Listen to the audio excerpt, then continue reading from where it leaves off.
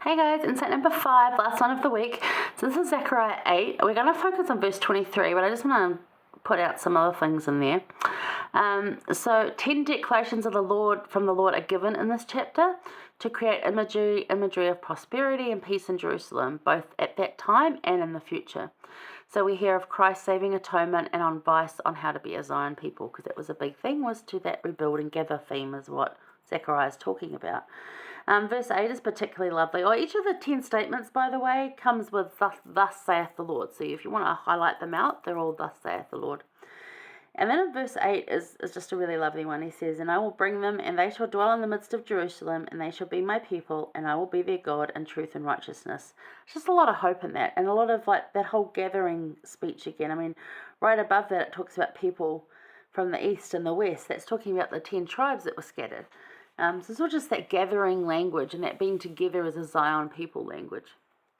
But I like verse 23 a lot.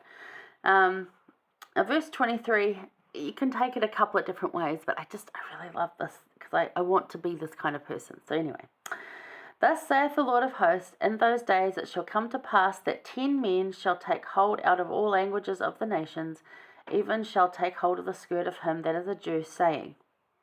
So they're all going to hold on to Jesus like we can. Symbolic of the 10, I guess, would be 10 tribes that were lost. I don't know. I'm going to say that's the thing. Anyway, it's just about everybody. And they're going to say, "We will go with you, for we have heard that God is with you." And it's like, that's such a nice one. Like, that's just so cool to have that. So even now, people flock to Jerusalem seeking that whole God is with you, that place where Jesus trod, the places that he walked, the roads that he walked, like the road to Emmaus, the road to Capernaum. They want to go to the Dead Sea, they want to go to the Red Sea, they want to go to the Olive Grove, and they want to go to Nazareth and Golgotha and like Bethlehem. They want to be in those places that 2,000 odd years ago, just a bit more, Christ was. That's what they want to do even now. And it's like, I can't say I'm drawn to that because of the area and the food and the closeness to the countries with all the bombs. Not that they're going to fire them. I'm sure Jerusalem can be quite safe most of the time, but I don't have that desire to go there, but I do want to seek Christ. So many people will seek and visit Jerusalem, seeking the knowledge that God is with them. However, as members of the church and as Christians, we can also know that we don't need to go there because he is with us. He is with us when we gather. He's with us in our chapels. He's with us in our homes and the temples. And he's with us as we go about our day. Because if we have developed that relationship with him, that covenant relationship that happens in the temple that Haggai was talking about, we don't need to go seeking him in another foreign country. We know where he is. We feel him with us in our own homes, where we live, where we exist. We feel that. So how do you live to know that God is with you? How do you find this and feel this to know that God is with you? How are you living to bring that into your life?